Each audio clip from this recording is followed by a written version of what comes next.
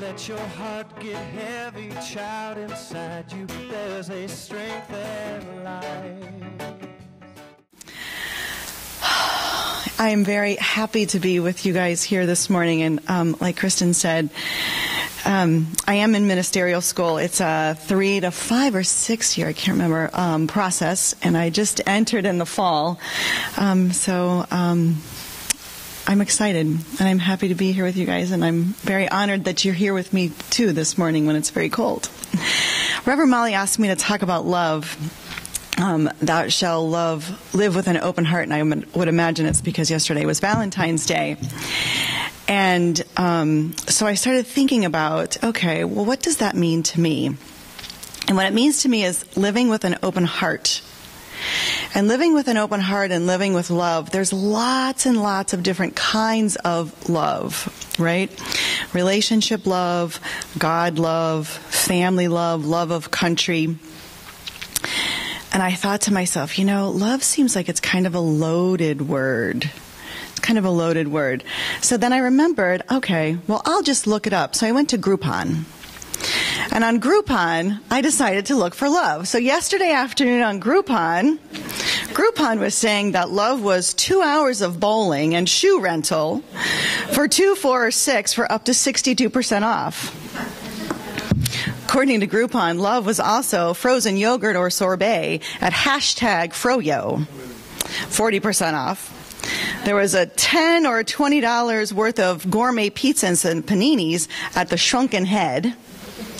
But my favorite one, which I had to bring in here and show you guys, was ice fishing. The Ice Fishing Expo with this guy. I got such a kick out of this. Really, seriously, on Groupon, you can do this. At the Fishing Expo, you learn ice fishing techniques with your Valentine, how to catch the best walleye, fly fishing 101 for just $12 at Groupon. So that's what Groupon had to say about Valentine's Day. So, all right, living with an open heart. When I started thinking about living with an open heart, I started thinking about how I could use what has been an experience in my life to be open and honest and share part of what I have experienced to use it to live as an open, living from an open heart in my life. Many of you know, some of you probably don't know. My husband died in 2006 suddenly of a heart attack. We had been married 3 years, and my daughter was 14 months old, and he was 38. It was very sudden, obviously, and I found myself with everything in my life completely changed in that beat or non-beat of a heart. So that love that I have and had for him, I still have. I still feel that sweetness. I still feel that love. And I think that it's a similar kind of love that is the divine love. There's a sweetness. There's a love that God has as us, through us, and in us, and for each other that we will always have no matter what. I've had other relationships since him, and I've had that love, and I've given that love, and I've received that love. And I think for me to be able to live in a place of having an open heart after having an experience like that had a lot to do with grief counseling. Took me about 2 or 3 years to get into grief counseling because I just did not want to admit that this was really my life. But once I got into grief counseling, I was told that a heart, I was given the term of a heart broken wide open.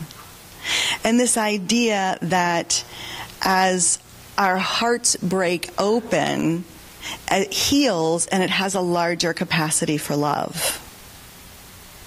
So during this grief experience that I had, I would express my feelings because that's what the grief counselors would tell you to do. Feel your feelings in your heart and express them. And I didn't want to do that because I was afraid I would get more grief or more sorrow or more anger or more betrayal or more bitterness and all of the things that not only had that experience, I experienced in that experience, but all of those life experiences that had led up into that point in my life. But I trusted it. There was that inner knowingness, that still small voice inside me that kept urging me, trust the process. Just do it. Just trust it. So I gave in. And I trusted that process. And I began to cry. So probably for 2 years, once a week, I would meet either individually or usually with a group and cry. Sometimes I would yell. Sometimes I would stomp my feet. And I remember Elaine Manley was my grief counselor, and she said, your grief will wear out. And you know what? She was right. Because the more I touched that place that was raw, the more I felt those feelings and expressed it, something was transforming through me. And it was this heart that had been shattered was beginning to heal. And as it was healing with a larger capacity. But it was hard to feel those feelings that I didn't want to feel. I mean, we teach here that God is good and God is love, but sometimes things just don't feel good. And what I learned was that as we go into those places that don't feel good, we feel them and express them, it's almost like I think of, it clears the way, the windows of our soul for God to shine more brightly through. But it takes courage. And it takes effort. And we have to do our work. And sometimes our work is hard. Sometimes it hurts. But on the other end, when we go through those, what I found for me as I went through that experience of the grief counseling, I found an authenticity that I probably couldn't have gotten to. Maybe, I don't know about that. I found an authenticity of living from a place where I know love. Unconditional, eternal God love. Another thing that happened to me during that time of doing my work in the grief counseling and healing my heart was allowing other people to witness me grieving, which was hard. To allow somebody else to see you completely fall apart, for me, was hard. But there was such magic and such trust that I found as I sat in those groups, and I just cried and I cried and I cried. And I found that the people that were witnessing were not sitting in the judge's seat, but were sitting really in the witness seat. So it taught me also to sit in that witness seat of life. Just to witness what was going on with other people, not sitting in that judge's seat. And it also allowed me to live a more authentic life. I was authentically expressing who I was, and people were witnessing it, and it was amazing. So that experience of having that happen to me, and grieving that has broken my heart open to a larger capacity of love, which allows me to live with a more authentic heart, an authentic reality. The quote that we heard today was by Roger Teal. And Roger Teal is the senior minister for the Mile High Church in Denver, Colorado. They're also a center for spiritual living. They're our largest one in our movement. They have thousands of people. And his new book is called This Life is Joy. It's an amazing, amazing book. And he writes about living with an open heart. And I wanted to share this with you. And the only way I can share this to really get the essence is to read it to you. It's a small paragraph. Roger Teal says, "Our greatest error is placing love outside of ourselves. When we do this, then love becomes something that we have to prove ourselves worthy to receive. And because we think we have to prove ourselves worthy to receive, we begin to work harder to get that love that's outside of ourselves. He also says that we mold ourselves to others' expectations and needs so that they will find us acceptable and give us the love that we need.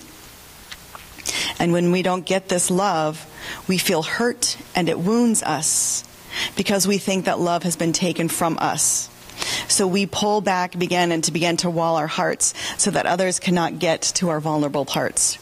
And I loved this idea, his basic idea that we think our biggest error is that we think that love is outside. That something out there is going to make me happy. Or something out there is going to cause me to feel love. We teach here that God is. God is in everything. God is the essence of who we are. We also teach here that God is love. And that God is our essence. So if this is all true, then God as our essence is love. Right? That divine, unconditional love that is within us. That is the God within us. I'm not even sure if we can really conceive in our humanness of the magnitude of that love. It reminds me of that saying I heard years ago, that God has your picture on his refrigerator. But what if it's true? This unconditional, divine love is our essence. It's really, really who we are. And we tap into that and we express it through this open heart. And life happens. Right? Life happens. So we clear and we become authentic and we feel our feelings and we talk to our friends and we call our practitioners and we ask for prayer. And we do our daily meditation. Here's a good place for me to interject the importance of daily spiritual practice.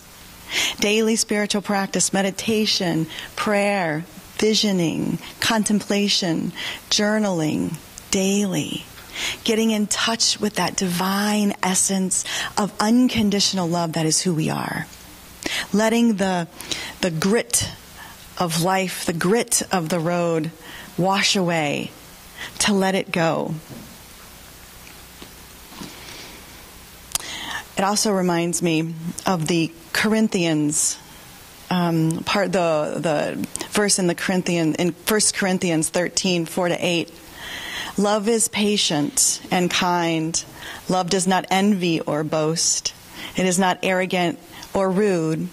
It does not insist on its own way. It is not irritable or resentful. It does not rejoice at wrongdoings, but rejoices with the truth. Love bears all things, believes all things, hopes all things, and endures all things. Love never ends. I think that we teach here that this is who we are at our core. We are this authentic, unconditional, divine love. And we live that as we live with an open heart. Remembering that we are not humans having a spiritual experience, but rather spirits having a human experience. And that divine creative energy that created the planets is the divine creative energy that we use to create our lives. It's the same. If there's only one that's expressing, there's only one.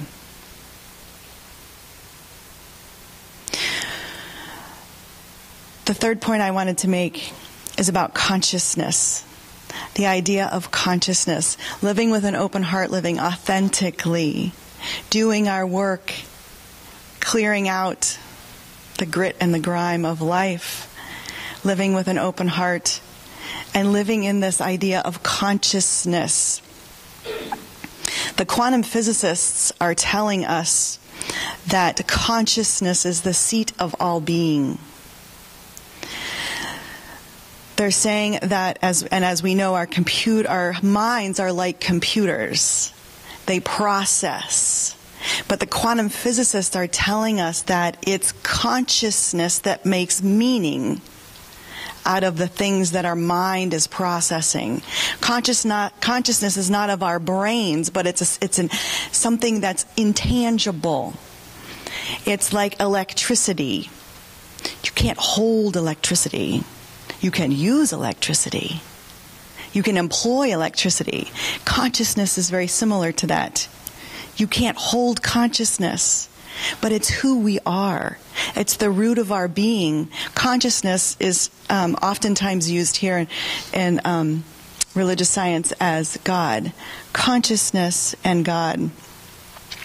Again, from Roger Thiel's book, he says this about consciousness and humanity. He says, so much of humanity has been conned out of the kingdom of heaven that Jesus tells us that is within. Many of us have bought into the experience of the senses, the assumption of our intellect, the fears of our ego, and the broadcast of mass or collective consciousness. Based on all of this, many people believe that reality is material. Reality is the three-dimensional and limited to the constraints of time and space. He goes on to say, the greatest tragedy of all of this, however, is the down-leveling of our concept of others. The belief that other people, indeed all beings, are essentially physical, worldly life forms. So this idea that reality is 3D, that reality is just everything in time and space that you can see, is a myth. We've bought into it because it's what we see. But really what we see in the 3D is old news. This is old news. This is an outpicturing of what we have chosen. This is an outpicturing of the collective tendency of our thoughts and our beliefs and our actions. This is old news. So to create new news is to create a new thought, a new tendency of thoughts. Choose something different. We say here, change your thinking, change your life. Living from that place of an open heart, doing our work, living authentically, and knowing that this 3D reality is not all that there is. There's an energy. There's a force. There's a love and a power and a wisdom and a grace and an essence that is really who we are. And when we get to that place, so much of it's through spiritual practice, coming to the center, taking classes, reading books. We come to that place where we know who we are. We are the divine. You are the divine, being with God. It is God being with God, and our essence is love. Our essence is that divine love. It's not something that's out there. It's always something in here. To live and move and have our beingness from this consciousness of love, this energy, is the responsibility of our life.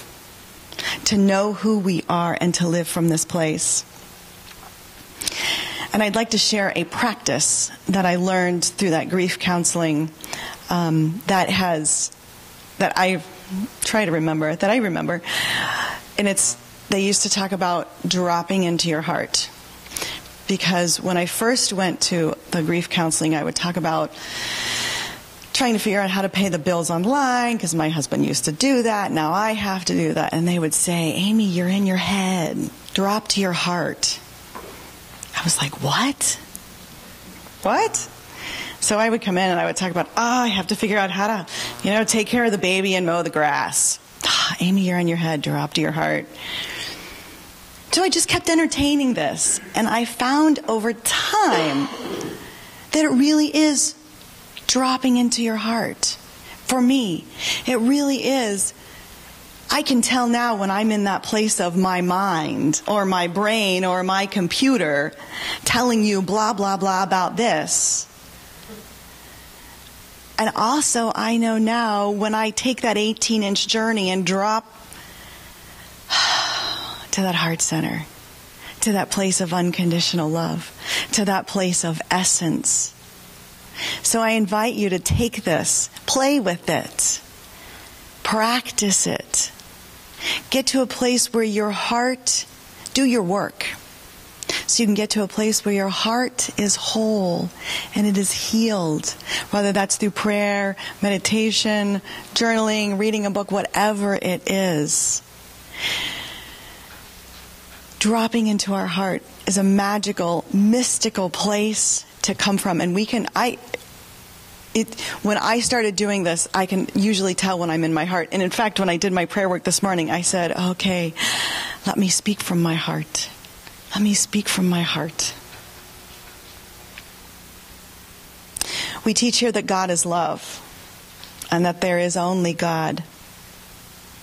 And I believe in growing our God.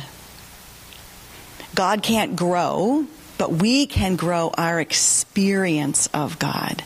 We can allow more of the God to come through us. So I think for me, after the death of my husband, I experienced a broken, shattered heart. And doing my work, I got back to that place of knowing and believing that it's okay. Healing those wounds by feeling those feelings and expressing them. That heart that was broken has a larger capacity now to love. I trusted the process. I trusted Elaine. I continued to say yes. And I'm grateful because I'm here today speaking to you all about this. And I can tell you that if I hadn't gone through that process, I probably would have never said yes to ministerial school. I would have never said yes to doing a talk like this. Because I think that when we don't do our work and feel our feelings and express ourselves, it holds us back. So I encourage you to do your work, to get in touch with that divine essence, because there is a reason that we've all come here. There's a soul calling in each and every one of us. And I'm grateful that this morning I'm practicing what I think mine probably is for the next incarnation in this lifetime for me. And I'm grateful that you all are here. I'm grateful that you all, nobody left.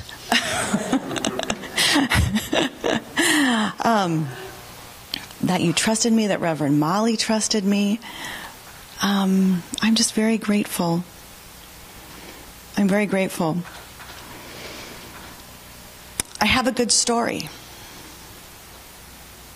We all have a good story.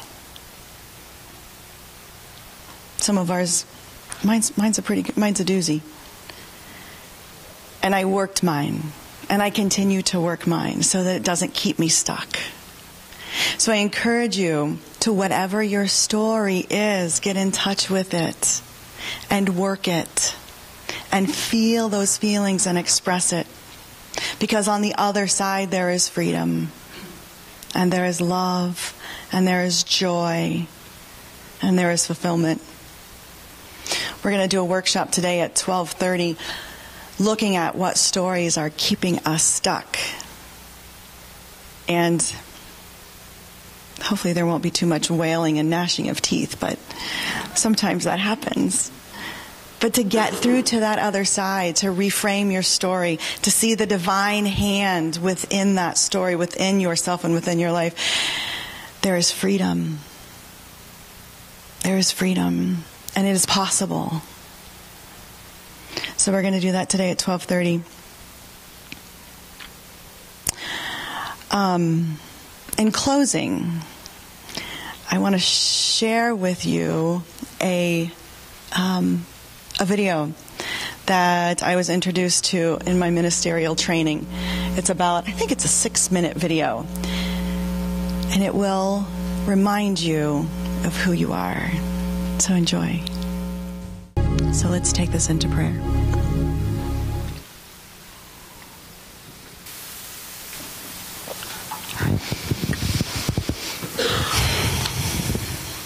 As I breathe into this space and into this time and into this place, with the visions of the video that I just saw, I take my mind back to that place of that beginning, where there only was the one, moving, existing, and having its being. And this I'll call God. For I know that God is all that there is, all that there ever was, and all that there will ever be. Because there is only one presence, one power, one heart beating in and through and around all lives. And because this is true, I have to be of that divine substance. I have to be of that one, of that love, intelligence, peace, joy, creation. And this is also true for each person here hearing my voice, that we are unique individualizations of the one presence, of the one God. And this is also true for other churches meeting all over the country, all over the world. This is also true in the mosques, in the temples, everywhere. It's all God. No matter where you look, no matter where you don't look, it is all presence. It is all love. Like a big heart beating of this planet. And it is the planet itself. It is Gaia, God, the earth, the trees, the rocks, the streams, the animals, the energy. It is God. And so I speak my word right here and right now on behalf of each person hearing my voice, claiming a deep knowing, a deep remembering, and an allowing of that divine essence to come to the consciousness right here and right now, knowing that in each and every one of us there is a divine essence, a divine love, an open heart that is continuing to say, yes, let me out, let me play, let me love, let me sing, let me have joy. And I claim this on behalf of myself and each and every person here, that there is a love, an essence, a joy, a singing, a laughing, a playing, a Godding in each and every one of us, more so than we have ever experienced before. I claim more God on behalf of all of us, more allowing. Right here and right now, I say yes to that divine, eternal creator that wants to come through and play. And for this remembering of who I am and of who you are, I say thank you.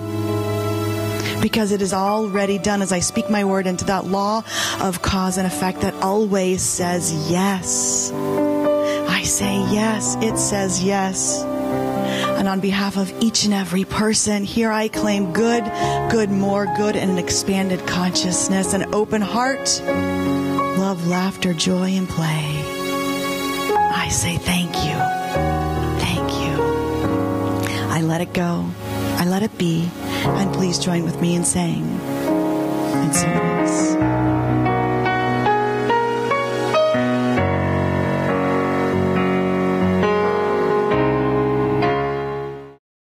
Let your soul get lonely, child. It's only time it will go by.